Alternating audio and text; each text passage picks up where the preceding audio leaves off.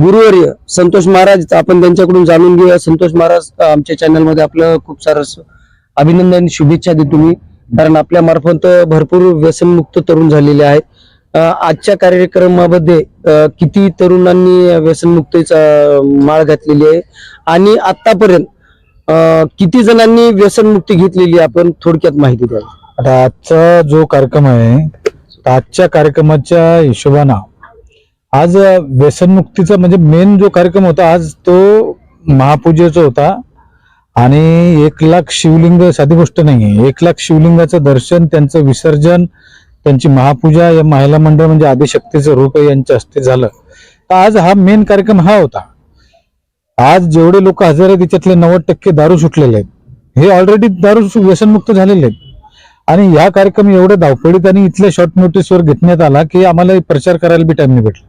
Actually काम जे आमचं 25 वर्षापासून मी काम करतो, 7 वर्ष आमच्या मोठ्या महाराजांनी काम केलं. तर असे कंप्लीट 25 आणि 7 32 वर्षाच्या काळामध्ये 300 लाख लोकांची दारू सुटली. 3 कोटी 3 करोड लोक आणि पुऱ्या भारतातले लोक. आमचं स्थायी जे एक संस्था आहे, मोठी 10 एकराची संस्था आहे.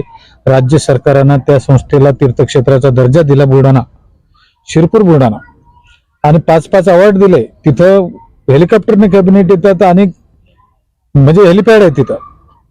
आणि त्यानंतर दुसरी गोष्ट म्हणलं म्हणजे हजारो 22 राज्यातून लोक येतात तिथं दारू सोडायला, आजही दर शुक्रवारला. पण या कार्यामध्ये मी एकच सांगेल की गुण 100% आहे. नाही तर 300 लाख लोक, 3 कोटीचा आकडा कमी नाही ना. दारू सोडायची असली तर लय झालं तर मार्गदर्शन 1 ना 2 10-20 लोकांची दारू सुटल. आता युट्यूबवर किती मोटिवेशनल स्पीकर आहेत, ते फक्त बोलण्यानं नाही, हे काहीतरी ईश्वरीय प्रसाद आहे. आमच्या त्या मोठ्या महाराजांना ईश्वराची शक्ती आहे. त्या ईश्वराच्या काहीतरी शक्तीमुळे हे एवढं मोठं काम होऊन राहिलं. व्यसनमुक्तीशिवाय अन्य काही कार्यक्रमाचं आयोजन केलं जातं का? सगळ्यात महत्वाचं तर व्यसनमुक्ती आहे.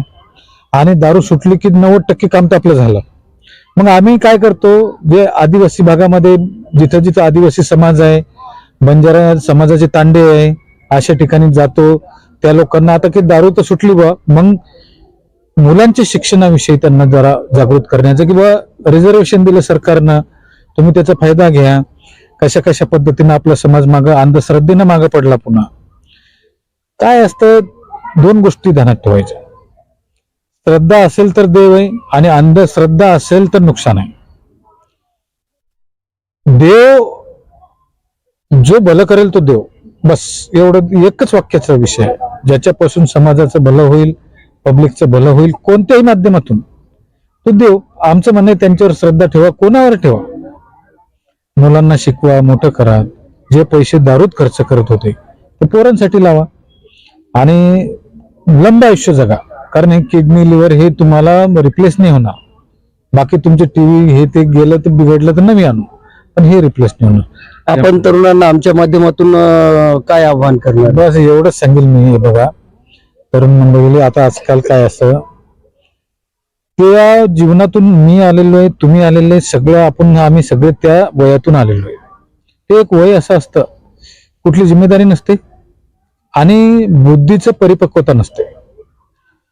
काय आपण बुद्धीची परिपक्वता नसते.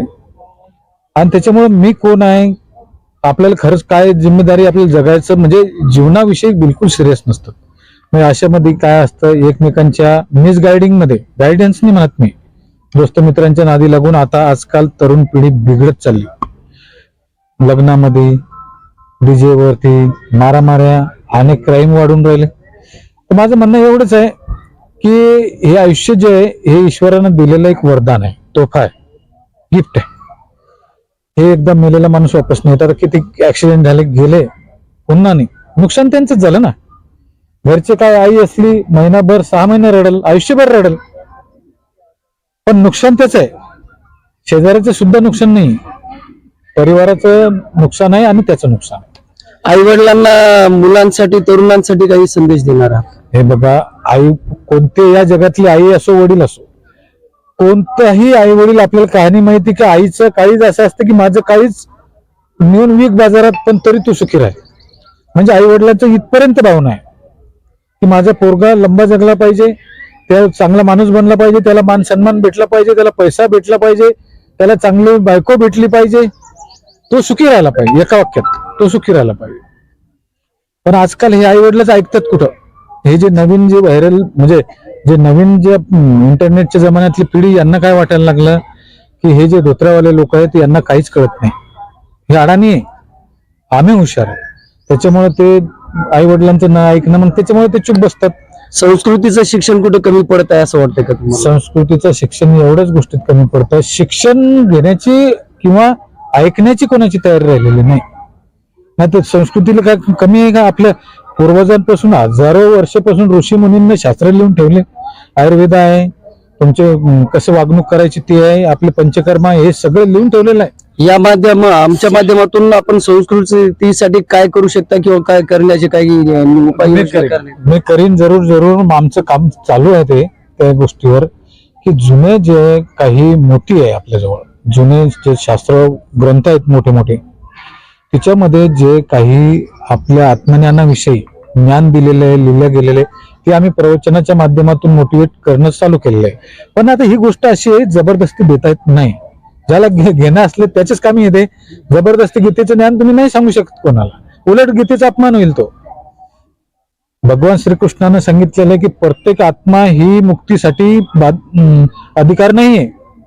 काही आत्मा अजून अनंत काळपर्यंत भटकणार आहे त्यांच्या कर्मानुसार, तर त्यांना त्यांच्या हालवर सोडून देणार आहे. पण ज्याला इच्छा आहे त्यांच्यासाठी आम्ही आहे. आणि आम्ही कोण काही महात्मे आहेत का?